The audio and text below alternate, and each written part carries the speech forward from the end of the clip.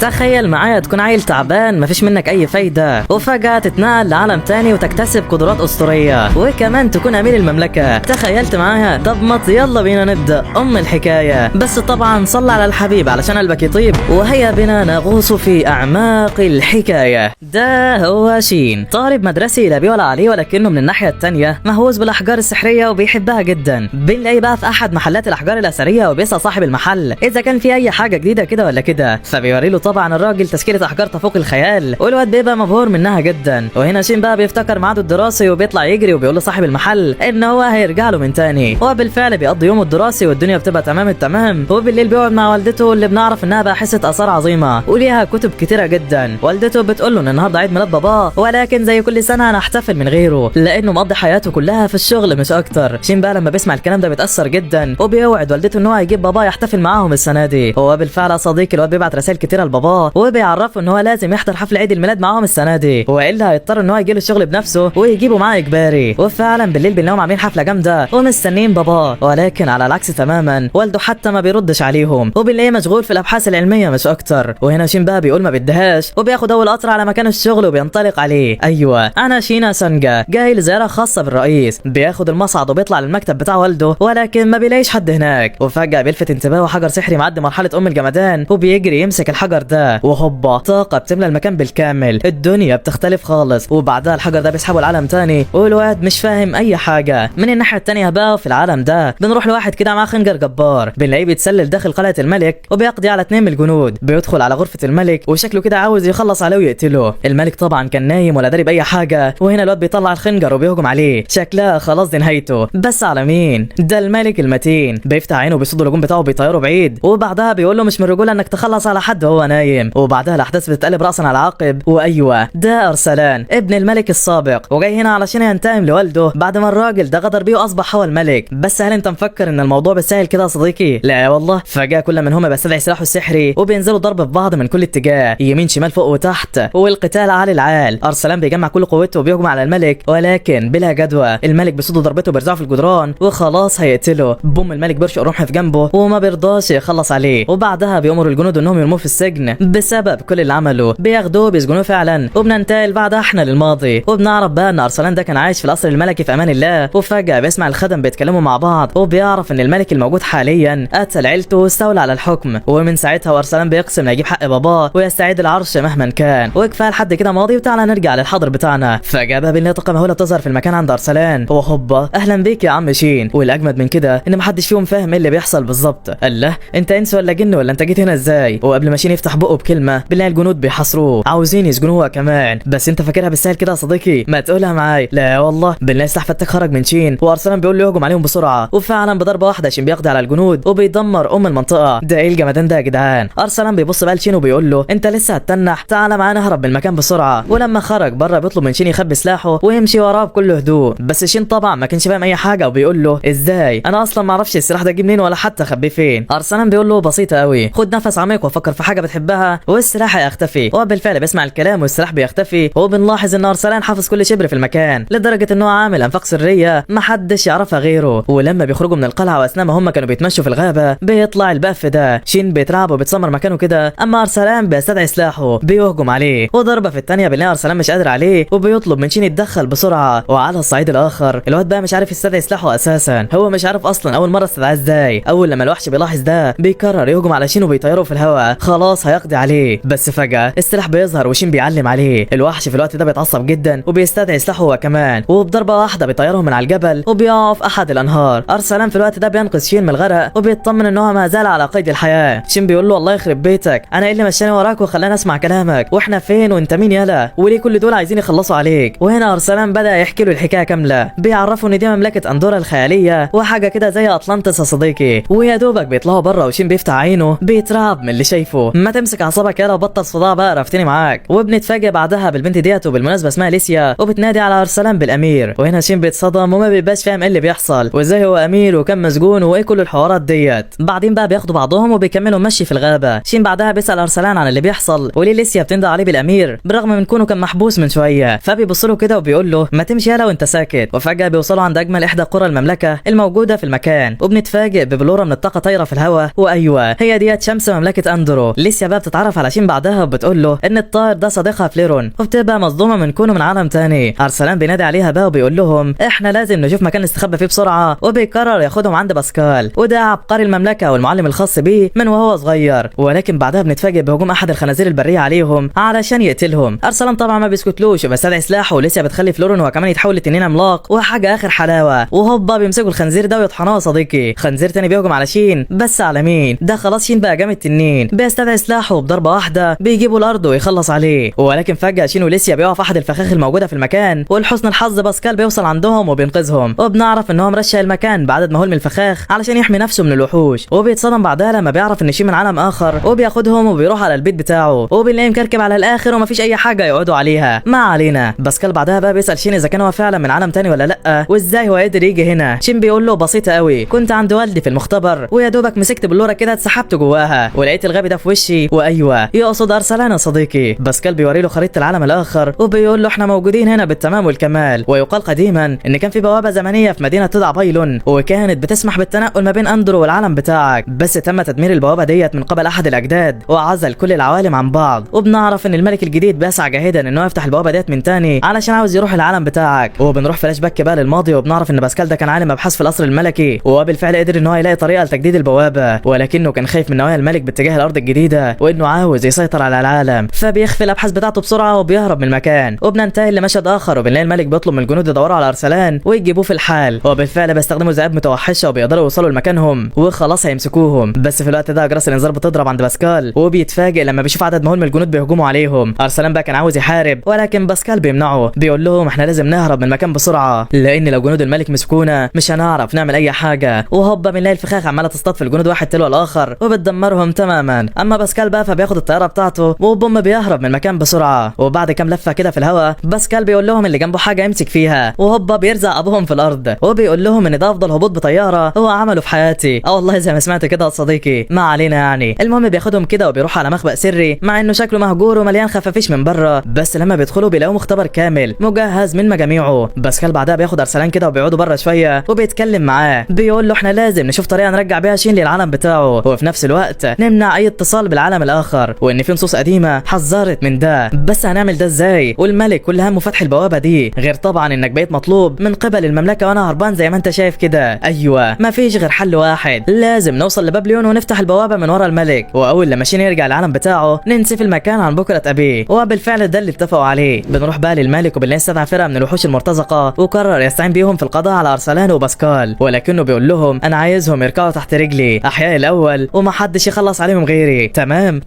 وفي الناحيه الثانيه بقى باسكال بيتنكر كده وبيعرفهم انه هينزل يشتري بعض الطعام واغراض تساعدهم على المكوث هنا فتره اطول، وبيطلب منهم يستنوه ومحدش يتحرك من مكانه. ليسيا هي كمان بتاخد بعضها وبتطلع لبره علشان تجيب لهم ميه، وهنا ارسلان بقى بيستغل الموقف وبيقعد مع شين، بيقول له انا عندي خطه ترجعك للعالم بتاعك، بس الاول كده انت لازم تساعدني اخلص على الملك. شين بيتعصب كده وبيقول له استحاله اعمل كده، وهنا ارسلان بقى بيعرفه ان الملك لو وصل لبابليون قبلهم فكده شين استحاله يرجع للعالم بتاعه، وبالتالي لازم يخلصوا من الملك الاول، واهم حاجه نبعد ليسيا من الحوار ده علشان لو عرفت هتودينا في داهيه. وبعد شويه كده بقى بيخرجوا يصطادوا خنازير بريه، وكل منهم بيستدعي سلاحه السحري. ارسلان بقى بيقول لشين انت هتحاول تجيب الخنزير ناحيتي وانا هخلص عليه في الحال. وبالفعل يا صديقي شين بيطارد الخنازير وبيوديها عند ارسلان، والواد من الناحيه الثانيه بيهجم عليهم وهوب بيتكعبل وبيقع على الارض، والخنزير خلاص كان هيخلص عليه. انت فاكر بقى ان شين هيسكت له؟ لا والله. فجاه بنلاقي شين طاير في الهواء وبوم بيقضي على الخنزير ده في لمح البصر، وحاجه اخر جمدان الصراحه. وفي المساء بقى بنلاقيهم نايمين في امان الله، وفجاه ارسلان بيفتح وبيصحي شين وبيخرجوا من المكان بسرعه وبيمشوا باتجاه القصر الملكي، ولكن ارسلان بينصدم لما بيلاقي المكان مترشق بجنود الملك. بعدها بنلاقي مجموعه حصرت ارسلان وشين وشكلهم خلاص هيموتوا، ولكن لحسن الحظ انهم احد المجموعات المتمرده ومش تابعه لجنود الملك، لا ده بنعرف انهم في منطقه اجنست المحرمه ودي التابعه لمجموعه المتمردين. وهنا ارسلان بيطلب منهم يتكلم مع القائد، وايوه يا ابني ما تقول عايز ايه، ما انا القائد، وبالمناسبه اسمه ديمترو. وفجاه ارسلان بيقول له انا عايز اتعاون معاكم في القضاء على الملك، بس ازاي هو حد يقتل ابوه برضه؟ ايوه الكل بيبقى فاكر ان ارسلان ابن الملك الحالي ومحدش عارف حكايه ان هو قتل ابوه واستولى على الحكم بداله. وبعدها ارسلان بيقول لهم انا عارف انكم جماعه منفصله عن الحكم زي قبيله زوا المرتزقه واللي بيستعين بهم الملك كقوات خاصه، ولكن فجاه لما فريق المتمردين بيسمعوا الكلام بيقولوا ده بيقارننا بقبيله زو، تعالوا نخلص عليهم يلا. ارسلان بيقول لهم ان هو هيبقى مفيد لهم جدا بالذات بعد ما يعرفهم كل حاجه عن الملك ده. وهوبا البنت ديت بتقول له ما تتعبش نفسك يا حلو انت وهو، احنا عارفين عارفين كل حاجه، او بمعنى تاني اتنين هايفين زيكم مالهمش لازمه معانا. اما بقى ديمترو كان عنده راي تاني، بيقول له انا هسالك سؤال ولو جاوبتني هتنضم ليا. فارسلان قال له تمام. بيقول له لو نفترض ان انت خلصت على الملك ناوي تعمل ايه بعد كده؟ ارسلان بيسكت وبيقول له ما يهمنيش ايه اللي هيحصل بعد كده ما دام خلصت عليه. ديمترو بيضحك كده وبيقول له يعني ضعيف وكمان غبي، امشي يلا من هنا يلا بدل ما روقك. ارسلان وشين بيتعصبوا وكل منهما بيستدعي سلاحه السحري وبيهجموا عليه، بس على مين؟ ده ديمترو جامد تنين، بيوقع واحد على الارض والتاني بيعلقه من رجليه وبيبص لارسلان كده وبيقول له انت اناني وغبي وكل همك اللي طاحها بالملك ونسيت ان بموت الملك المفروض تاخد مكانه وتكون قادر على حكم المملكه. شين بعدها بقى بيقول له ان ارسلان هيثبت له ان هو قادر على حكم المملكه، بس الاول يضمهم لفريقه. وهنا ديمترو بيقول لهم تمام بس نفذوا كلامي بالحرف الواحد. هو اول حاجه كده انتوا لازم تشتغلوا وما تبقوش عال على الفريق. هو بالفعل بياخدهم على القريه وبيديلهم اول مهمه ليهم، ايوه غسيل الهدوم في ارجاء النهر. ويلا يا شاطره انت وهي شد حيلك. وبنلاقي القائد ديمترو بقى هو كمان جاي يغسل هدوم معاهم وبيقول لارسلان بكون القائد فده مش معناه انك احسن من حد، من الاخر كده مفيش فرق ما بين امير وغفير، كلنا سواسيه. وبيقول لشين شكلك اتاقلمت على العيشه هنا بسرعه جدا. وهوبا شين بقى بيقول له انت عرفت منين ان انا من عالم تاني؟ فديمترو بيقول له لسه عارف منك يا غبي، وعلى العكس يعني ما بيبقاش مصدوم ولا حاجه. وشين بعدها بيقول له ما تعرفش حد بالسر ده. وفي المساء بنلاقي شين رايق وفايق وبيجفف الهدوم اللي غسلها، والله تنفع ست بيت زي الفل. ما علينا يعني. المهم ارسلان لسه بيقول لشين عندي خطه، ولكن قبل ما يكمل كلامه شين بيقول له انت لو فتحت بوقك بالكلمه ديت هجيب اجلك. المره دي بنغسل هدوم والمره الجايه الله اعلم هنعمل ايه. وبيفضلوا يعايروا بعض باللي ديمترو عملوا فيهم، ولكن فجاه بنلاقي كل منهم بيستدعي سلاحه وبيرموه على الارض، بيهجموا على بعض بغباء وضربه يمين والتانيه شمال، وشكلها خلاص دي نهايتهم. بتستمر المعركه ما بينهم لحد لما الاتنين بيغمى عليهم بيقعوا على الارض من التعب. وبنتفاجئ بان ديمترو وبقيه الفرق كانوا بيتابعوا المعركه ديت من فوق، بس ما حدش فيهم اتدخل وسابوهم يصفوا حساباتهم سوا. وعلى الصعيد الاخر بنروح لباسكال وبنلاقي رجع للمخبأ السري من تاني، بيسال لسه عن ارسلان وشين، فبتقول له انها لما صحت ما لقتش ولا واحد فيهم. باسكال بيتخض كده وبيقول لها اكيد يبقى راحوا يطاردوا الملك، وبيبقى قلقان جدا وبيقرر يدور عليهم في الحال. وبنرجع تاني بقى لشين وارسلان لما ديمترو بيفوقهم وبيقول لهم قوم يالا منك ليه، ورانا شغل كتير عايزين نخلصه. وبالفعل بيعملوا اجتماع ما بينهم، وديمترو بيقول ان فكره الانقلاب والاحاطه بالملك مستحيله، وده لان الملك عنده حلفاء كتيره جدا خصوصا المدن المحاطه بالقلعه، ولكن برضه لو اتجهنا لشمال المملكه فهنلاقي ناس كتيره تنضم لينا. هنا ارسلان بيقول لهم انقلابي بس ده الحرس الملكي لوحده بس اكتر من 80,000 جندي. وهنا ديمترو بقى بيقرر يتكلم مع قبيله زو ويحاول يضمهم ليه. وهوبا ارسلان بيقول له ايه العبط اللي بتقوله ده اكتر من نص القبيله ديت في تحالف مع الملك اصلا، وبيعتبرهم القوات الخاصه في المملكه كمان. شين هو كمان بيعرفه ان هو دخل في معركه ضد واحد منهم وكان عباره عن وحش فتاك بكل معنى الكلمه. ديمترو بقى بيعرفهم ان قبيله زو كانت بتتعامل بشكل سيء جدا من قبل الملوك، وهو عنده خطه علشان يتواصل معاهم بيها. وبيبص كده للبنت دي وبالمناسبه اسمها لويز، بيقول لها تجهز علشان هتبقى مسؤوله عن التفاوض ده. وبعد شويه كده بنلاقي لويز بتعالج ارسلان وشين من اللي عملوه في بعض، وبعدها بتعرفهم ان العالم ده فيه نوعين من المخلوقات، الاندراس وهم سكان الاندرو او البشر يعني، وجنس الانادو اللي منهم قبيله زو، وانهم كانوا عايشين في سلام تام لحد لما البشر بداوا في اضطهادهم، وبعض الملوك كانوا بيسيطروا عليهم بالقوه وبيعذبوهم. وبنعرف ان لويز نصها بشري ونصها انادو. لا دي كمان بتقول لهم على سر جامد جدا، بتعرفهم ان ديمترو كان ليه صديق من قبيله زو. وهوبا بنرجع فلاش باك وبنلاقي ديمترو ماشي في الغابه في امان الله، وفجاه بيتعرض لهجوم شرس جدا. الواد بينجو منه بمحض الصدفه ولكنه يا عيني بيتوه وبيبقى خايف جدا، ولكن فجاه في حد بيظهر قدامه. ديمترو بقى بيقول له خد كل اللي معاه بس سيبني امشي، ولكن الواد بيطمنه وبعدها بيبدا يتعرف عليه. وبالمناسبه اسمه لويس، بيفضل معاه لحد لما بيوصلوا للديار بسلام. وديمترو بيقول له مش هشوفك تاني يا صديقي، فلويس بيقول له بسيطه تعالى الغابه واديها صفاره، واول لما تعمل كده انا هجيلك. وبالفعل الاثنين بقوا اصدقاء مقربين جدا. بيعدي الوقت وفجاه بنلاقيهم ماشيين في احد شوارع المملكه، وهناك ديمترو بيلمح بقى احد الاشخاص نازل جلد في واحد من الانادو، ولكنه لما بيتدخل بوم بنلاقي الراجل بيضربه هو كمان. لويس بيصد الهجوم بتاعه وبيدافع عن ديمترو، وفجاه بنلاقي مجموعه من الناس بيهجموا عليهم بيطحنوا ابوهم بمعنى الكلمه. وللاسف يا صديقي لويس بيتعرض لاصابات خطيره جدا وبيفارق الحياه. ديمترو بقى لما بيشوفه ما بيكونش مصدق اللي حصل وكان زعلان جدا. وبعد كده بقى بننتقل لشين وبنلاقي راح لواحد في الفريق اسمه إلجو، وبنعرف ان الواد ده عنده قدره غريبه في التنبؤ بالاحداث بس لازم يفقد وعيه الاول. ما علينا يعني. المهم شين بيساله اذا كان هيرجع العالم بتاعه من تاني ولا لا، وطبعا إلجو بيقول له لحد دلوقتي علمي على علمك، ولكن فجاه شين بيقول له ان هو شاف طاقه ظهرت في المكان ده بس اختفت على طول. ولما إلجو بيروح يتاكد من كلامه بنكتشف ان شين كان عامل فخ، ايوه ده علشان يخلي إلجو يفقد وعيه ويتنبأ بمستقبله، ولكنه طبعا بيفشل. وفجاه إلجو بيقول له ان هو اتنبأ بمستقبله فعلا، وانه لو شاف طائر اندرو الازرق فساعتها بس هيرجع للعالم بتاعه. شين بيفرح جدا وبيجري يدور على الطائر ده، وهوبا بيقع في فخ تاني كان هو اللي عامله برضه. وبنعرف ان مفيش طائر باللون الازرق، ولكن إلجو كان بياخد حقه من شين مش اكتر، وشكل الواد طلع مش سهل هو كمان يا صديقي. وعلى الصعيد الاخر بنلاقي فريق فريق الوحوش موجودين في الغابه، وبيعرفوا ان شين وارسلان موجودين في المنطقه. واثناء ما شين بيبقى في الغابه، الوحش ده بيجي من وراه وبيقول له نفسك في قبل ما تموت يالا. بيهجم عليه بكل غباء، وشين بيصد ضرباته بالعافيه. بوم الوحش بيديله بالرجل بيجيبه الارض، وخلاص شكله هيقتله. بس فجاه بنلاقي ارسلان ظهر في المكان وبيصد الضربه وبينقذ شين في اخر لحظه. الوحش بقى بيقول لارسلان الملك عايزك حي، بس انا ممكن اقول له انك مت بالخطا مش اكتر. شين بقى لما بيسمعه بيتعصب وبيهجم عليه بكل قوته، بس الوحش بيرزعه في الاشجار وبيهجم عليه هو كمان. ولكن فجاه بنلاقي طاقه مهوله بتطلع من سلاح شين، وايوه السلاح اتطور والعظمه وصلت ليفل ماكس. شين وارسلان بيجمعوا قوتهم وبوم بيخلصوا على الوحش بضربه واحده